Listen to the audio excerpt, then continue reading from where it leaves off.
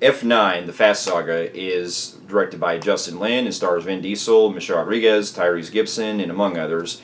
And this is the 10th movie in the overall franchise of the Fast and Furious films, and the 9th main entry in the series. And this story, it deals with Dominic Toretto, who learns that his long-lost brother is in a plot that's trying to take to a world-threatened plot where he ends up getting work involved with Charlize Theron's character from the last film, and it's up to Dom and his crew to pretty much stop him and try to save the world like they did in the last films. Now, here's a little backstory. Now, this is a film that was delayed for over a year since the pandemic happened last year, and it's been actually 20 years since the first Fast and Furious came out, and I admit that over the years I've really enjoyed these films a lot, and it's one of those franchises that really started out completely different back in the day when they were just starting out as just racing films, and then when they got to Fast 5, they were starting to switch genres to keep it going, with making it more action-based and turn it into heist movies and stuff. And as the series kept going on, we started to see a lot of the good, things to do to mix up with to keep the series going, and they were always great and fun in that well crafted vibe that these directors that were involved with all these movies were doing for a while. And I did feel like after a while when they got to part 7 they probably should have ended right there, because tragically when Paul Walker died, I felt like the series really had an emotional ending that could have really ended the series, and he didn't really mean to make anymore. But out of respect, I get why they probably wanted to keep the movies going and stuff and everything, but I did feel like it would have been better if it ended at 7. But with that being said, I still have enjoyed the films since they've gone, including Fate of the Furious and Hobbs and Shaw, even though they were a step down compared to some of the other films. But with this one coming out, I kind of really went with it open-minded, because I didn't really expecting it to be great or I just thought it was just going to be fun like the other films. And upon seeing the film with its much delayed release, I can say that it was decent, but it was a step down compared to some of the other films in the franchise. Not to say that it was bad, and it's not nowhere. I'd still prefer this over watching Tokyo Drift, and I'd put on the same level as Fast and Furious in some regard, and maybe a little more above that one. But it definitely did feel like it's kind of lost its steam at this point, and it's starting to kind of really get really out there. Now, to get my pros out of the way, we'll say the cast, they're always great as usual. Vin Diesel and crew, they always bring their performances, great and fun to watch. And Tyrese Gibson, especially him and Ludacris's chemistry, I thought was still fun as usual with their banter back and forth. And the humor is still, very on point, and the ridiculousness was actually cranked up to 11 this time. And I will admit that, yes, the movie does get out there with a lot of its crazy shit they do, that at this point logic never has not existed in his films, probably since the beginning or whatever, or since several movies ago.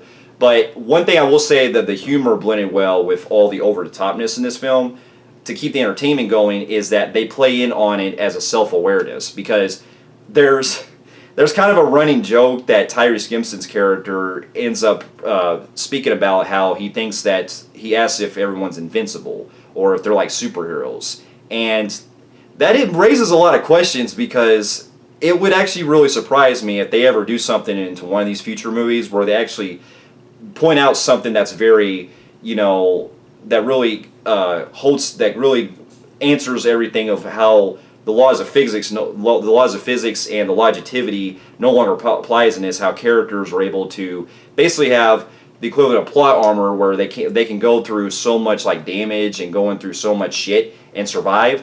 That is something I kind of wonder if that will ever get answered in the future. But I thought it was pretty funny the way it was played out in the movie. And of course, there are some great set pieces that I enjoyed this one that I thought were very good callbacks. I thought reminded me a lot with Fast 5, and how, not going to spoil anything, but if you've seen the trailer, you've seen that part where they have this electromagnetic, inside this van they're driving, and this device basically allows it to where magnets have stuff coming across and magnetizing on the van going down the road and everything. And they have some pretty fun, there's a whole sequence that goes into that where shit's going through the streets, crash into this van and everything. And I thought it was really well shot. And Justin Lin's direction I've always found really great in this franchise, and the way that it's able to be well timed with on how on how the set pieces are crafted, and a lot of the way the action scenes are dynamic with how the cars work and everything. So the production design and everything is very well top notch.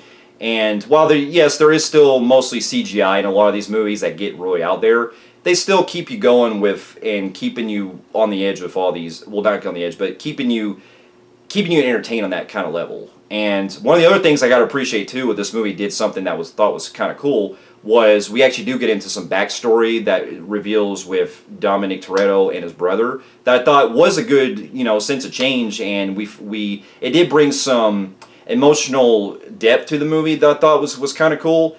However, on a writing standpoint, I did feel like it made John Cena's character very underdeveloped, and I thought he was kind of wasted in this film. So there's things that I thought was kind of cool that they set up with it, but it didn't really have much of a payoff that I thought it was going for, unfortunately. So, unfortunately, the writing in this film, it was a very drop, the way that it played it out, because there's some plot points in this that get into some stuff that is either not very fleshed out very well, or they're completely, just throwing out there that's, really, my suspension of disbelief is just not there with it. Especially, this is the biggest, to get into some of my cons, I did have a big problem with how they brought back Han. And I'm not going to spoil anything for those of you, if you've seen the trailers, you pretty much seen that, Han is back. And I'm not going to reveal how they do it. But let's just say that it really felt like the events that took place were not really irrelevant the way that it played out from the rest of the films. So I did feel like the way that they brought Han back was it was not believable. Let's just put it that. And so I thought that was just kind of a waste. And to get to some other cons, I will have to say too that, again, going with John Cena's character, I felt like his villain was pretty much a waste in this, because I didn't really understand what what really motivated him to really turn bad. It's not really explored too well, and I felt like it was very, underdeveloped to the point that, it didn't really make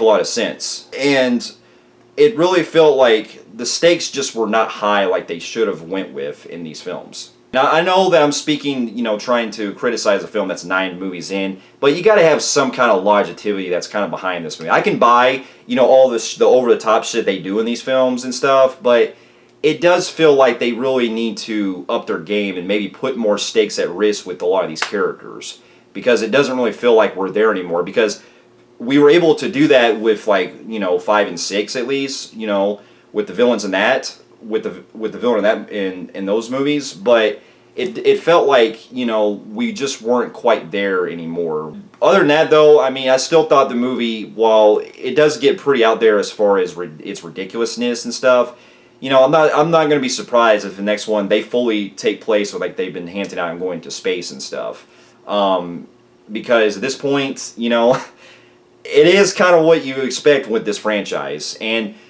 while there is something cool that I thought was very, touching and emotional, well, not touching, but it was a good, paid respect to Paul Walker in the end, I thought was nice. It does feel like, I'm really kind of curious how they're really going to address that. And not to mention, just to add one of my other cons, there is something I kind of wonder, about, well, because in this series so far, Brian, who, if you remember, his character retired in the other films, and it did kind of make me wonder, why exactly they brought Mia into this and not actually have Brian involved. I understand, out of respect, they couldn't, because they don't want to bring him back because of Paul Walker and stuff, but it just, and I know that it's more of a family dynamic by having Mia involved with this story, but it did really feel like this is something that probably Brian would have maybe been involved with, because Mia's with there. And with her going on her missions with everybody else, it just felt, kind of questionable how they would leave Brian out of all this and everything. So that does raise some questions that, on a story standpoint, you just kind of make you wonder, why couldn't they just, why'd they have to go with this approach? But With that being said, though, I mean, I still thought the movie was still a decent watch, and it's definitely something that, while it's still watchable compared to some of my lesser favorites, it is still hanging by a thread as far as, like, the other films, as far as watchability, and, well, as far as that very great vibe that the other films had. So with that being said, I'm going to give the film I'm going to give the film a average Joe on the Film Freaks meter. So for those of you who've also seen F9, the Fast Saga, and the rest of the Fast and Furious movies, let me know in the comments below what you thought about it. Thank you so much for watching. Stay safe, and I'll see you in my next review.